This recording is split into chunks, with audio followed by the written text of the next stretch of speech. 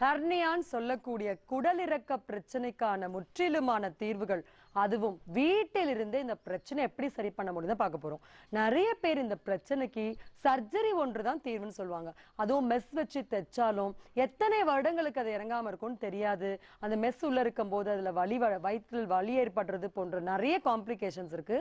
So அப்ப இன்னும் சில பேருக்கு பார்த்தீங்கன்னா தொடையிலலாம் கூட வலி தெரியும். சில பேருக்கு அந்த பெயின் செஸ்ட் வரைக்கும் ரேடியேட் ஆகும். ஸோ நம்ம இந்த சர்ஜரி பண்றது ஒரு கரெக்டான ப்ரொசீஜரா அப்படின்னு பார்த்தா எமர்ஜென்சிக்கு வேற வழி இல்லை. ஆனா கண்டிப்பா குடலை வெட்டி நம்ம மெஸ் வச்சு தைக்கும் பொழுது இதயம் சம்பந்தப்பட்ட பாதிப்புகளும் குடல் சம்பந்தப்பட்ட பாதிப்புகளும் அதிகமாகும். ஆகவே நாம் வெறும் உணவு கட்டுப்பாடு மூலமாகவும் சில அக்குப்ரெஷர் டெக்னிக்ஸ் மூலமாகவும் வீட்டில் இருந்த மாதிரியே இந்த பிரச்சனைக்கான ஸ்டெப் பை ஸ்டெப் கைட்லைன்ஸ் நம்ம பேஷண்ட்ஸ்க்கு கிடைச்ச ஒரு ரிசல்ட், ஒரு ஃபீட்பேக் தான் நம்ம இந்த பதிவுல ஷேர் பண்ண போறோம். இது எல்லாருக்கும் மிகவும் பயனுள்ள தகவலா மாறும். ஹெர்னியா பிரச்சனைக்கு சர்ஜரி தான் பண்ணிட்டாகணும் அப்படின்ற ஒரு அழுத்தமான இம்ப்ரெஷனை மறந்துட்டு சர்ஜரி பண்ணிக்கலனா என்ன ஆகும், இந்த ஹெர்னியா வருவதற்கான உண்மையான காரணம் என்ன அப்படின்றத நம்ம தெளிவாக புரிஞ்சுக்கிட்டோம் அப்படின்னா நிச்சயமா நம்ம சர்ஜரி பண்ணுறதுக்கு முன்னாடி எல்லா எஃபோர்ட்ஸுமே சக்ஸஸ்ஃபுல்லாக பண்ண முடியும். சரி, முதல்ல இந்த ஹெர்னியா யார் யாருக்கெல்லாம் ஏற்படும், அவங்களுக்கு வருவதற்கு காரணம் என்னன்னு பார்க்கலாம். நிறைய குழந்தைகளுக்கு இது சின்ன வயசுல பிறக்கும் பொழுதே இருப்பதை நம்ம பார்க்கலாம்.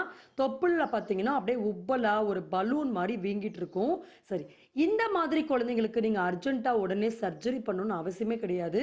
குழந்தைங்க வளர்ற காலகட்டத்தில் 1 வருஷம் 2 வருஷத்துலையுமே சரியான உணவுகள் கொடுக்கும் பொழுது, நல்ல ஃபைபர் அதிகமாக இருக்கக்கூடிய உணவுகள் கொடுக்கும் பொழுது அது ஆட்டோமேட்டிக்காக சரியாயிடும். சரி, ஏன் வயிற்றுக்குள்ளேயே அவங்களுக்கு இந்த மாதிரி ஏற்படுதுன்னா கண்டிப்பா அவங்களுடைய அம்மாவுக்கு கான்ஸ்டிபேஷன் ப்ராப்ளம் இருந்திருக்கும். அதை அவங்க சரியா கவனிக்காம விட்டதுனால குழந்தை பிறந்தவனே பார்த்தீங்கன்னா பிளாக் கலர்ல மோஷன் போகும்.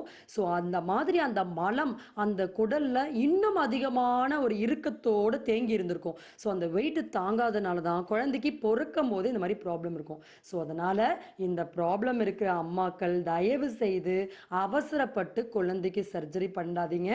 கொஞ்சம் நீங்கள் எஃபோர்ட்ஸ் எடுத்து அந்த குழந்தைக்கு தொப்புள்ள விளக்கெண்ணெய் வைக்கிறது, அந்த குழந்தைக்கு நல்ல பழங்கள் சாறுகள் கொடுக்கும் பொழுது நிச்சயமாக ஒரு 2 வருடத்துக்குள்ள அதை சரி பண்ண முடியும். ஸோ பொறுமையோடு அதற்கான சிரத்தையெல்லாம் எடுங்க.